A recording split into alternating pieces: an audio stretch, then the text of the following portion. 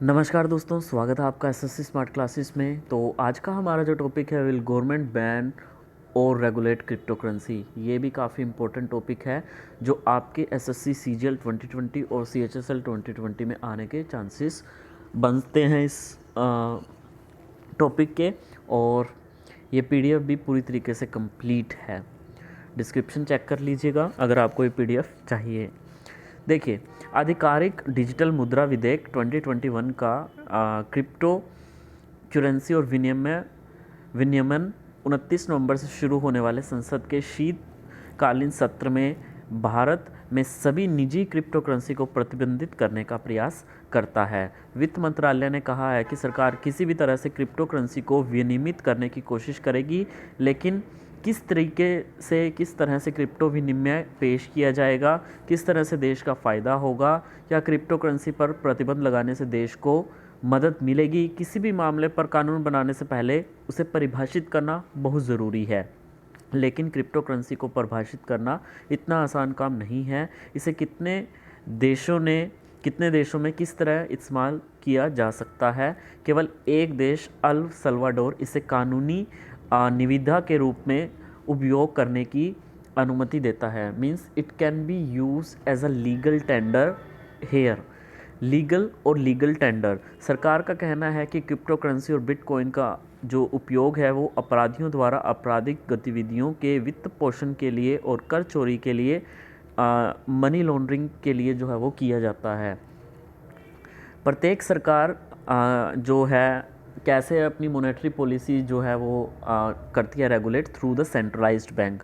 तो यहीं पे यही चीज़ लिखी गई है कि प्रत्येक सरकार केंद्रीकृत बैंकों के माध्यम से अपने देश की मौद्रिक प्रणाली को नियंत्रित करती है। अभी जैसे मनी लॉन्ड्रिंग का टैक्स बचाने के लिए जो मनी लॉन्ड्रिंग की जाती है, पनामा के जो पेपर्स लीक हुए थे उसमें जो ईडी की इंक्वायरी हुई थी ऐश्वर्या राय बच्चन को बुला करके, उसमें यही था कि वो एक ऐसा जरिया है, मतलब जहाँ पे आपके डॉक्यूमेंट्स उससे रिलेटेड थे। मतलब वहाँ पे किस तरीके की कंपनी बनाई जाती थी कि वहाँ पे सारा इंडिया का जो ब्लैक मनी है वहाँ पे इन्वेस्ट कर दो और फिर उसको वाइट में वो कन्वर्ट कर देते हैं। मतलब एक तरीके से फर्जी इन्वेस्टमेंट जो है वो वहाँ पर की जा रही थी और उसको वाइट में कन्वर्ट किया जा रहा था। तो ये लगभग 2007 की बात है कि वहाँ पे जो कंपनी बनी थी, तो उस कंपनी की जो ओनर थी वो यही ऐश्वर्या राय बच्चन थी। तो ये सारा कुछ मामला था मनी लॉन्ड्रिंग का।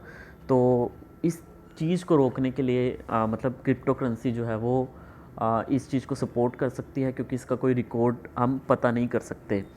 तो वही चीज़ थी यहाँ पर।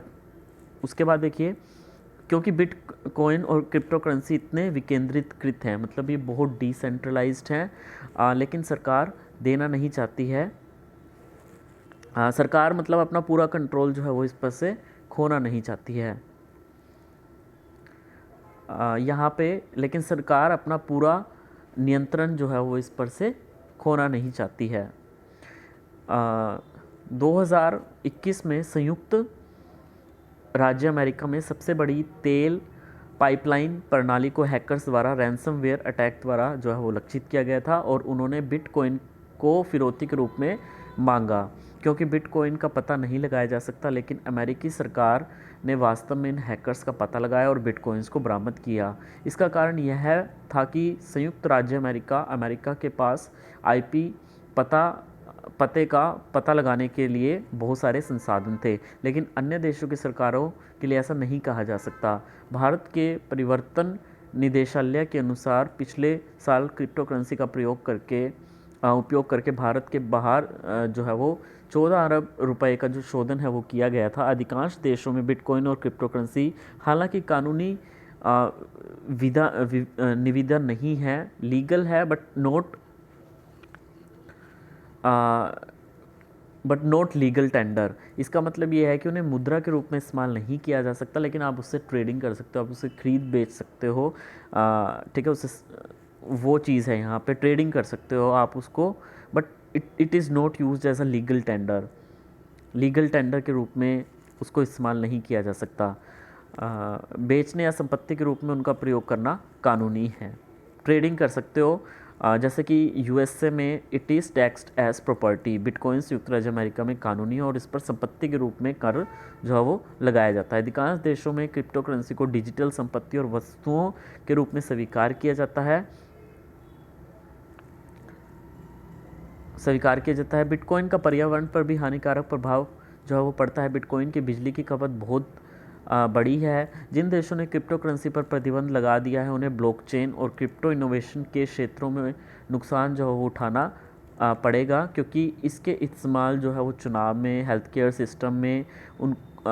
सिस्टम में मौजूदा सिस्टम को बेहतर बनाने और सरकार के लिए कर राजस्व के रूप में किया जा सकता है। आरबीआई ने अप्रैल 2018 में क्रिप्टो करेंसी पर प्रतिबंध लगा दिया था, लेकिन इस प्रतिबंध को कानूनी रूप से अदालत में चैलेंज किया गया था और सुप्रीम कोर्ट ने मार्च 2020 में इस प्रतिबंध को हटा दिया और कहा कि हर चीज़ पर प्रतिबंध लगाना जो है वो ban on everything is not a permanent solution of anything.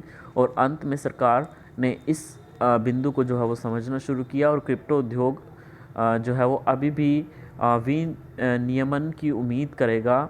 ठीक है, मतलब रेगुलेशन इसमें आएगी। ठीक है, विनियमन रेगुलेशन आएगी इसमें, क्योंकि सरकार नए क्रिप्टो विधेयक पेश करने की योजना बना रही है और सरकार क्रिप्टो करेंसी पर टैक्स लगाना भी शुरू कर सकती है।